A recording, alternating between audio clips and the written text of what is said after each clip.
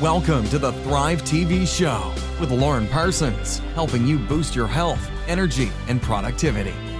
Hi there, and welcome to another episode of the Thrive TV show. I'm Lauren Parsons, your host, and today I am joined by Jeremy Dean from Riders and Elephants, all the way from Wellington. Nice to have you with me, Jeremy. Thanks very much for having me from Wellington. Yeah, so nice to be able to connect online after having met in person. And today we're talking about why feelings matter at work, which is something that I know you are and I'm also very passionate about. So we're going to talk about why feelings really matter in the workplace, how to build trust and nudge empathy between colleagues, and why leaders should really care about feelings at work. But before we dive into that, I've already told Jeremy that I'm just going to go through a quick fire round if you're ready for that. Sure, yeah. So tell us, spots or stripes? Stripes. Stripes, okay, nice. Logical or creative? The perfect mix of both of them. That's not what you wanted. You wanted a binary answer, didn't you? But I think the beauty happens at the intersection between those things. Yeah, nice. I get that. Nice. Cake or chocolate? Chocolate. City or countryside? Well, we live in the city, but we have dreams of moving to the countryside. So I'm going to say countryside. Okay, nice. And mountain or beach? Mountain, because mountains have rivers, and I love rivers, and not so much into the ocean. Okay, nice. Singing or dancing? Definitely not dancing, singing poorly, but singing. Okay. And would you rather go a week without the internet or a week without your car? Definitely without the internet. Nice. Just be present. Beautiful. Lovely. Oh, so nice. Thanks, Jeremy. Nice to get to know you more. So Jeremy Dean is the founder and the Master Gamemaker at Riders and Elephants. And Riders and Elephants design games to help people connect through conversation. Jeremy's on a mission to help humanise the workplace and shine a light on the power of the irrational economy. As a game maker, he distills and simplifies complex concepts into beautifully simple card-based games. And all of the Riders and Elephants games unlock emotion-led conversations about workplace culture, customers, and individual well-being. So in 2018, after 4 years of development, they launched the Emotional Culture Deck, and it's a card-based tool that's used in over 40 countries and by over 100,000 people around the world. So it's such a pleasure to be able to connect with you and have you share your wisdom with us. So can you start by just telling me a bit about how this all started, or perhaps the backstory to why you're doing what you're doing now? Yeah, well, I'll give you the short version of it because the long version might take up most of our episode here. But the short version was, it is now probably 6 years ago, where I was working for a design agency. And in that world I was living in, we were helping organizations define and design the culture of their organizations, which mainly at that time revolved around purpose, vision, and values. Yes. So bringing leadership groups together, helping them articulate what the purpose, vision, and values were. At the time, maybe superficially going out into the organization, asking people what they thought they were, and then replaying it back to them. And then designing them, making them look really beautiful, and tripping around the countryside, telling people how great our values were. And through that, I was interested in how we simplified those conversations, and I'd come across some really amazing card games in the past, and I'd fallen in love with the concept of card games and how they created really amazing conversations within a team and between people. But I'd also simultaneously probably started to feel a little bit cynical about some of that work we're doing, because often leaders would come back to us and say, well, we've done all this great work and it looks great, but nothing has really changed. Or we were getting feedback from staff saying, thanks, but that didn't really feel like you listened or you cared, or that's the third time we've done that in 3 years and it's the same thing over and over, and just a sense of skepticism and cynicism. Yeah. And about that time, I stumbled across some really, really cool research from professors out of Wharton and George Mason universities in the United States. Their names are Seagal Bassard and Mandy O'Neill. And as you do when you read research or an article in HBR that summarized the research, there was a really amazing line in that article that said most organizations don't care how their people are feeling at work. They care more about the stated set of values and behaviors on the wall. And I thought, wow, that's so true, because that's the work we've been doing, focusing on cognitive culture, the stated set of values and the behaviors, but not focusing on how people should be feeling, or emotions that we should be encouraging, or what ones that are suppressed. And I thought, wow, imagine if we created a card game to help us have conversations about emotions in the workplace that unlocked the emotional culture of an organization, not just the cognitive culture, which is the stated set of values and beliefs and behaviors. And I went down this wormhole into this research and emotions, and how we could create a game to help promote the conversation about emotions at work. And that was 5 years ago now. And all of a sudden, this game has taken on a life of its own. And I think we're flipping workplace conversations about culture. Certainly, the work that you've already done with the game in your short time is inspiring to me, and all the other people in the world who are using this card game to change how people have conversations about workplace culture. Yeah. Yeah, it's been a pleasure since coming down and doing the masterclass in person with you, and it's amazing to be able to facilitate this process of seeing leaders having conversations, or seeing team members having conversations about, oh, actually, this is what's important to me. I need to feel supported and secure. And hearing other people saying, oh, I really need to feel open-minded. I even had someone the other day who said that one of the top ways she needs to feel is actually stressed, which I thought was really interesting, because she'd obviously taken one of the blank cards and written her own creation. She said, I really like actually feeling stressed. I like being under pressure. It helps me to perform at my best. And it was so interesting seeing the conversations develop around that, and understanding, light bulbs going off. So I think that's the great beauty of the tool that you've created, is that it does that. Yeah, and I think 5 years ago, I hadn't experienced talking about emotions in the workplace. The research is there. There's 25 years, maybe more, of research about the impact of emotions in the workplace on creativity, decision-making, teamwork, motivation, commitment, absenteeism, financial performance, all of these things. The research is there, but up until I'd stumbled across this idea and then turned it into a card game, I don't think there wasn't a mechanism for people to have a conversation about feelings or emotions. We know the research says that it's important, but there was never a way to do it. And I think by turning this into a game, an interactive game, a tangible thing you can play with each other, it's slowly normalizing the conversation, familiarizing people with it, and showing people we can talk about this. Whereas before we said we couldn't, because we didn't have the words, we didn't have the mechanism, we didn't have the tool. Yeah, I often quote you, Jeremy, when you say that, people want to talk about how they're feeling, they often just don't know how. And I guess that's the beauty of, these cards. Just for those that are, if you're listening into the audio version, feel free to link over to thrivetvshow.com, where you want to see the video version, because the cards are amazing. They're just so simple, yet so powerful, to be able to say, oh, actually, I need to feel proud or connected or appreciated or inspired or joy or empathetic. And I love the idea of this boosting people's vocabulary. Can you tell us a bit about that side of it? That I know often we speak about feelings in very simple terms. Not everyone has that same vocabulary. Tell us about your thoughts on that. Well, that is, yeah, as you say, I think that's my number one insight over 5 or 6 years now, playing with this game, is that I've come to learn and come to realize people want to talk about this. They don't know how. We don't have the words. We don't have the language. It's not a workplace problem. It's a cultural or societal issue. Emotions don't discriminate either. We've sold this game into 43 countries around the world, which says to me that it doesn't discriminate across cultures. Every culture is made up of human beings. Human beings have emotions. We just haven't been able to articulate them, express them, share them. It is considered a complex area, the area of emotion, especially talking about it at work. But what I found is by giving people the label, the simplicity of giving people the label, that opens it up. It unlocks it for them, and they're able to express themselves the way they've always wanted, but they just haven't been able to. Mm-hmm. There's also a really simple permission.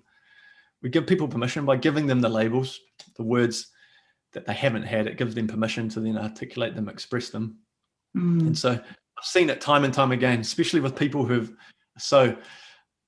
they might be so ruthless to say that there's no ROI, it doesn't matter, I don't care how my people feel, they should just do their jobs. Those types of people, if I'd use the word types of people, even that mindset can be shifted when you give them the ability to express themselves or articulate it. There is that aha moment. You go, oh, wow, I didn't realize. It might not be articulated out loud, but I didn't realize I could talk about this. And I didn't realize how much this can impact the things that we're doing, how we work, how we connect, how we communicate. So giving people the labels is such a simple thing, but is so powerful. Yeah. So what would you say to people that are perhaps listening and that haven't heard of this tool or the idea of forming an emotional culture or trying to cultivate the emotional culture that you want in your workplace? What would you say to them about what are the benefits? I know you've done a lot of research into, what the stats or what the studies show about the benefits, not just for team dynamic, but also on hard measures. Can you share a bit about what the results can be? Yeah, well, there is all of that research that talks about the hard benefits, I guess, is there. And people can dispute that if they like, but I think at its simplest, down to its core, it's about connection. Human to human connection, which is why I'm obsessed with creating physical, tangible things rather than digital things, because I think we're on our screens too much to begin with, but it also gets in the way. There's something in the way of the human to human connection, whereas tangible things allow us to share and to transfer onto, and all that comes back to connection for me. And if I go all the way back to the beginning of why I designed this game, because I think the way we talk about workplace culture is broken and just focusing on values and behaviors. I've been in and sat through and even designed myself so many workshops where time and time again, we take people through these quite expected sessions and quite generic sessions and think we're talking about stuff that mattered, that was connecting us, but realistically we're at such an arm's length to it.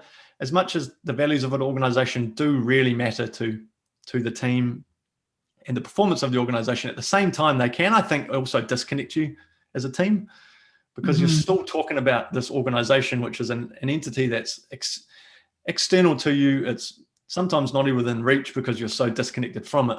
But as soon as we start talking about our emotions, how we feel, how we should be feeling, how we don't feel, then that creates connection at a human to human level. And I don't think there's enough, in my opinion, there's not enough moments, human moments inside organizations where we connect at a human level, and simply expressing how you feel and learning about how your teammates are feeling creates a connection that you don't get in any, that I haven't experienced in other culture workshops or culture projects within organizations. And there's such a powerful moment when, if we both hold up the same card to express how we've been feeling in the last week or fortnight or month, and we realize, oh, well, there's somebody else like me here right now, or somebody else is going through something similar. And so at its core, I think this game, expressing yourself, articulating emotions, is about connection. And I love that. Inbuilt in this game is the process of nudging vulnerability as well. There's a really amazing book called You Are Not Listening, or You're Not Listening, by Kate Murphy. Okay, I haven't heard that one. She talks about trust and vulnerability and curiosity, but her line in her book, which I love, is that curiosity precedes empathy. I love that this game can nudge curiosity, because we're exploring questions like, how do I want to feel at work? How do we want our people to feel at work? Or how do we want our customers to feel at work? And all these things are nudging curiosity, which precedes empathy. And there's a vulnerability in that because we're expressing emotions. And so there's little Trojan horses within these conversations that I think make a big difference. Yeah. And I love, just for those that are not familiar with the game, we've been showing a few of the black cards, which are mostly what we think of as the pleasant feelings. But what's also really important, I find so powerful, is that there's all these white cards, about some of these unpleasant feelings that we often do feel, like overwhelmed, anxious, incapable. And actually just the other day, like you said, this gives people permission and makes it so much easier to talk about these things, because we do feel them from time to time. The other day I just caught up with two people and just had a chat, and we just played the game together.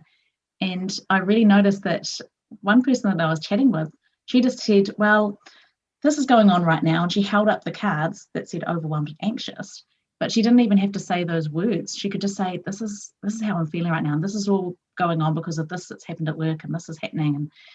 And it just gave her this way to actually talk about it without having to even verbalize how she was feeling, because having that tangible tool, like you say, making it that 3-point conversation of having this to refer to and being able to externalize it, to no longer say, I am anxious, I'm an anxious person, to say, I'm just feeling anxious right now.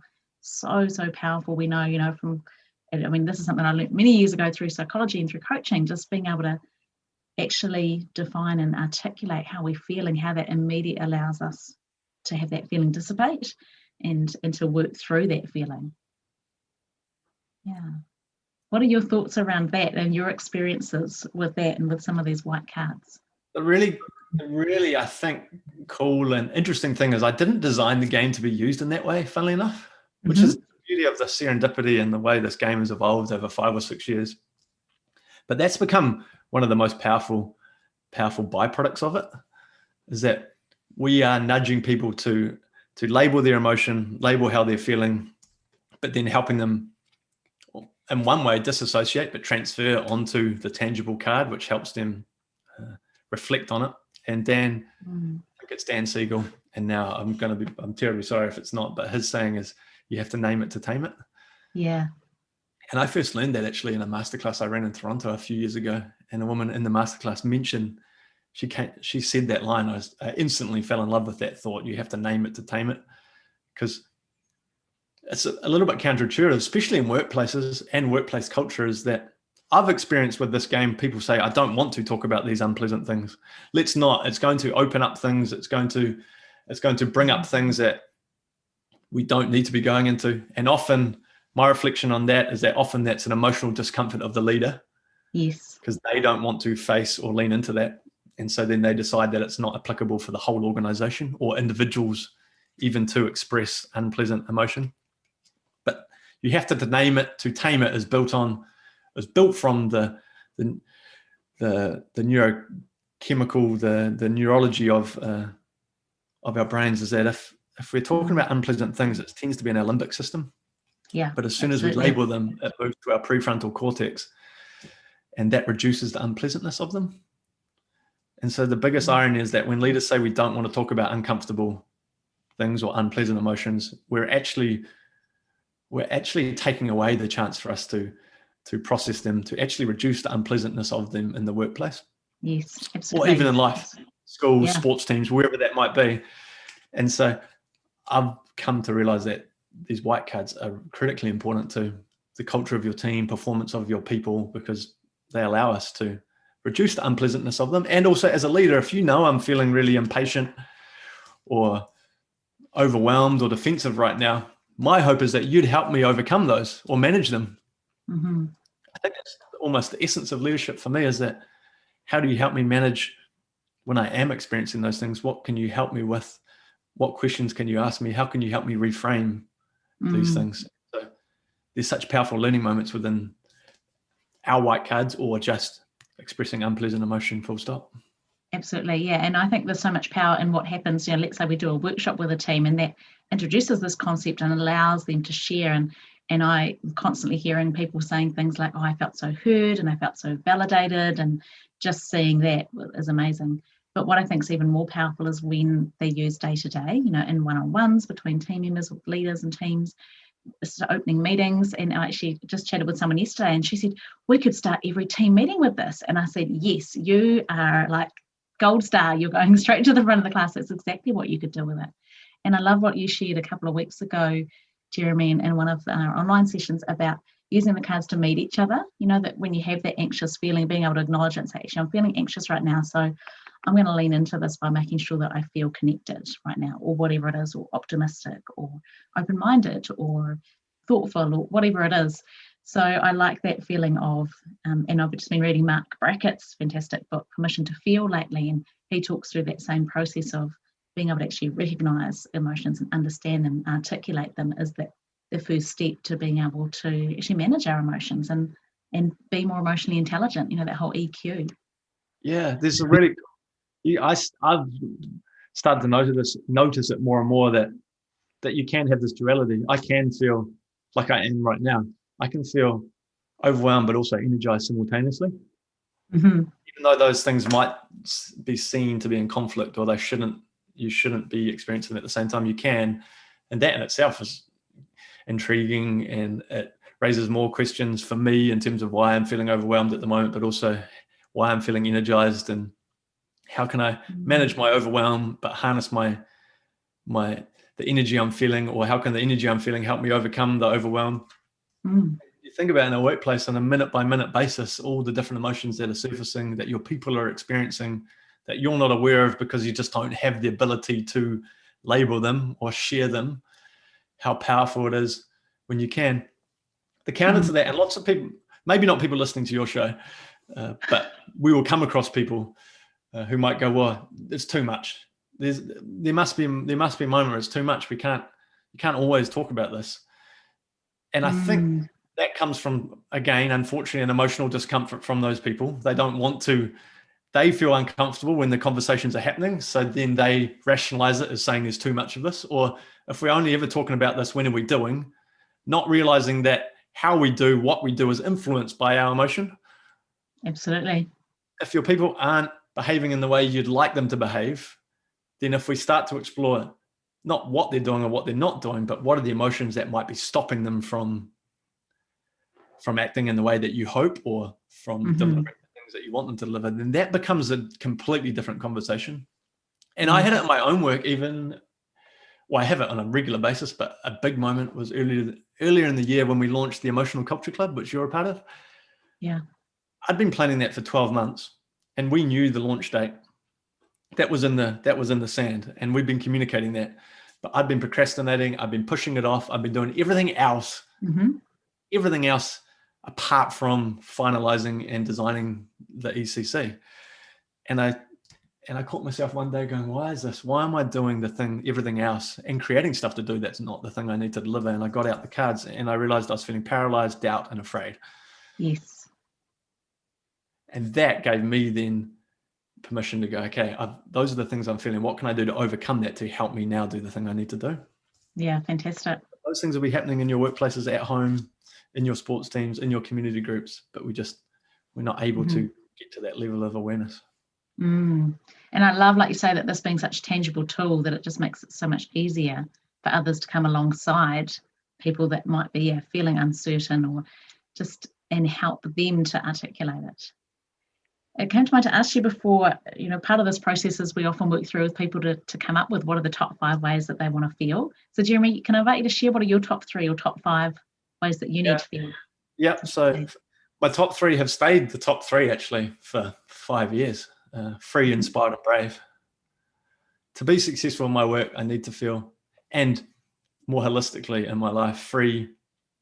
The inverse is I really don't like to feel controlled. I like to have autonomy over how I work, who I work with, when I work, especially where I work, the places I explore, and the wormholes I go down. So feeling free is a huge driver of myself and me being successful. Inspired.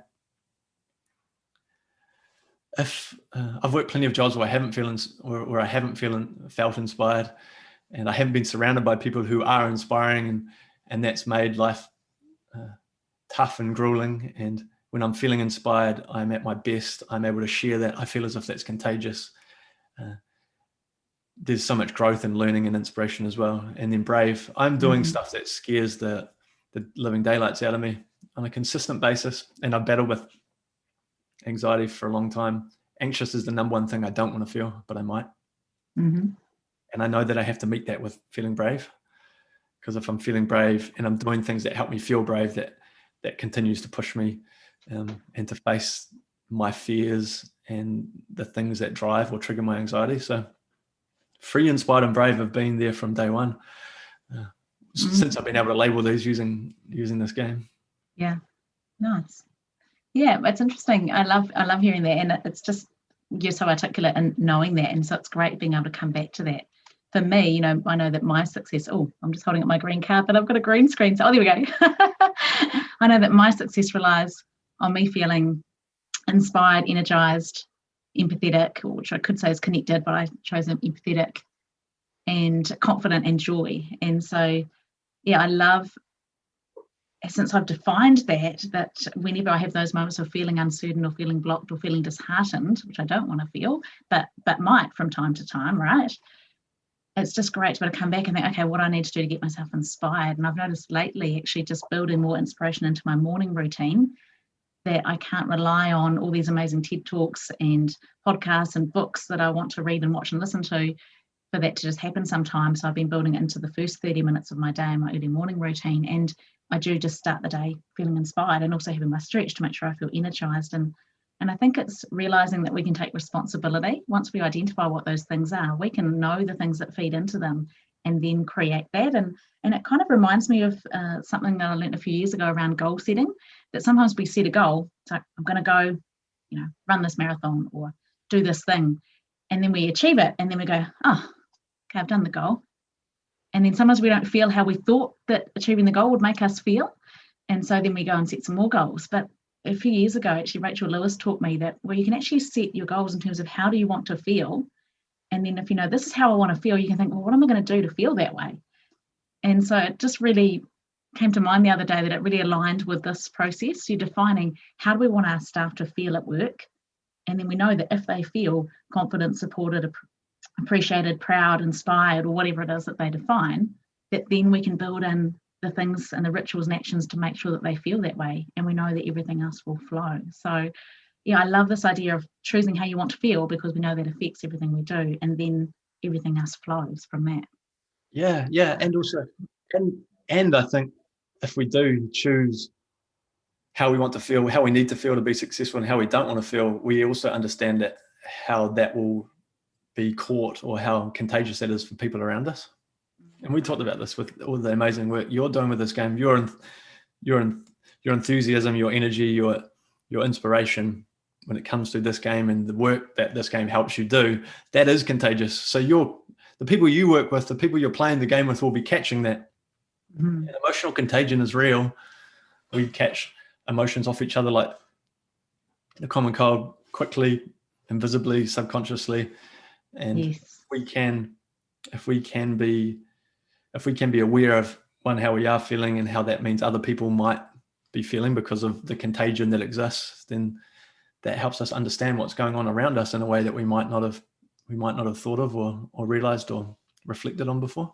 Yeah. And I think it's a good reminder of how we show up matters, that the way that you walk into work in the morning, and whether you smile and acknowledge people and greet them and just take a little bit of time to do that, as opposed to just rushing in because you've got whatever's going on in your head, that actually affects everyone else, and that we all need to take a little bit of responsibility for that. I think that's really been quite eye-opening for some people as well to realise. I had one person on a feedback form I said, what was the best thing out of the session today? And she said that how I feel affects others. That was actually a real light bulb moment for her in that session, that the way that she feels actually affects other people. And it was only through the conversations that we generated that came out.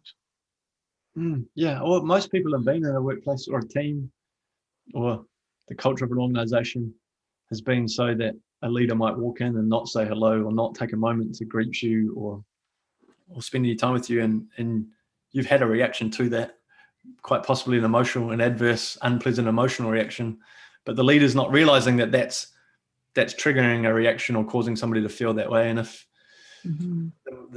I've had it before, where the boss of the organization this is a long time ago, when I was on the reception of an ad agency, and the boss would walk in and not even say hello, just straight past the desk, up the stairs, to the LT meeting, and how I knew that didn't feel good, and I thought it was wrong, and it perplexed me, but I didn't have the words to go. Well, that made me feel disconnected and almost a little bit alone. And I'm like, well, if we know that as a leader, then we know that those actions might be triggering those things in our people. So maybe we need to alter the way we go about our work. Yeah, fantastic. I feel like we could just talk all day about all of these things, but we'll probably wrap up shortly, Jeremy. But just so that people know, if people wanted to find out more, about the work that you're doing, I'll pop the links down below later on. But what's the best way to connect with you or to find out about your work? Well, from day one, I wanted to remove as much as I could barriers from people having this conversation. And so we give away the PDF of this game. You can download the entire game in a PDF and print it on your printer, get some scissors out and cut it up and create a version of the game so you can have a play with it. Mm-hmm. Because what I've found is that it's very difficult to change people's beliefs by just serving them up facts or information that either serve to disprove their beliefs or try to change them. But we can nudge people to change their beliefs by helping them do things differently. And so by creating this game that you can download and cut up and have a play with, I'm hoping that it nudges people's a shift in their mindset and their beliefs. So people can just download the game and start playing with it. And no matter where you are in the world, so you can go to our website and download the version of the game and have a play or have a look at it, which might give you the confidence to want to actually buy the tangible, like tactile thing. But I just wanted to make this conversation as accessible as possible to anybody in the world. So there was no reason why we couldn't be nudging these conversations in the workplace, at home. The cool thing is families use it. That's the most heartwarming thing. I didn't design it for families. I didn't design it for schools. I didn't design it for sports teams, but those groups of people are using the game because they are made up of human beings who have emotion, and emotion governs how we behave. Yet we haven't been able to talk about that. And so you can just go and download the game, cut it up and have a play, and have a play.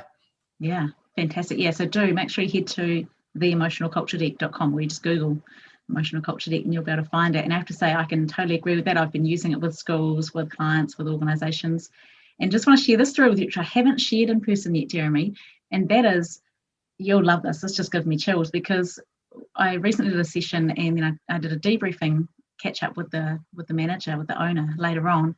And we talked about some emotions that had come up for people, and we chatted through that. And then she said, but you know what happened? This one person, we'll call her Paula. She said Paula had been just going through a really rough time with her partner. They've got a 1-year-old baby and things were just really stretched and stressed, and she was actually thinking of leaving him. But she ended up taking a deck of cards home, and they've actually been using it to sit down every night and talk about how they are feeling. And she said she feels like it has saved their marriage. So that I just feel like, wow, again, it's kind of like whenever you speak to a group of amazing human beings, it's like if you can help one person, but that just kind of warms my heart and gives me goosebumps to think that this is just a byproduct of us not just getting better within our workplaces, but in all of our interpersonal relationships, being able to be more articulate and nudge that empathy. It's amazing. Yeah, wow, that's so good. Thanks for sharing that. Yeah, phenomenal. Just mind-boggling. Yeah. So thank you so much for your time, Jeremy. As I say, thank you to everyone for tuning in. Make sure you do head to thrivetvshow.com so you can watch this video version if you haven't already, and grab the links below in the show notes. Just like to close by asking you one final question, Jeremy, and that is, if there was one final thing you wanted to share with everyone listening in today, what would it be? Find the people who believe what you believe. I spent a lot of my working life, trying to convince people who don't believe what I believe that this matters. And as soon as I made a conscious decision to say it's okay that they don't believe that, and kept an eye out and try to connect with people who did believe what I believe when it comes to this conversation, it made life so much easier. That doesn't mean that we dismiss the people who don't believe what I don't believe, but in time, my true belief is that we will create enough of a movement, it'll become contagious enough that those people will go, oh, actually, what's happening over there? Yes. And so find those people and play with them and explore.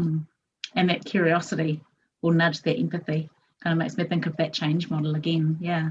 So I just love your vision of creating human-centered workplaces. And I just want to thank you for all the work that you're doing and your continued inspiration. And for me, it's great feeling connected as part of the Emotional Culture Club, because I work on my own. I'm going in and out of different organisations, but it's just so nice to be part of this group of people who do believe so strongly in this tool and in this philosophy. So thank you so much.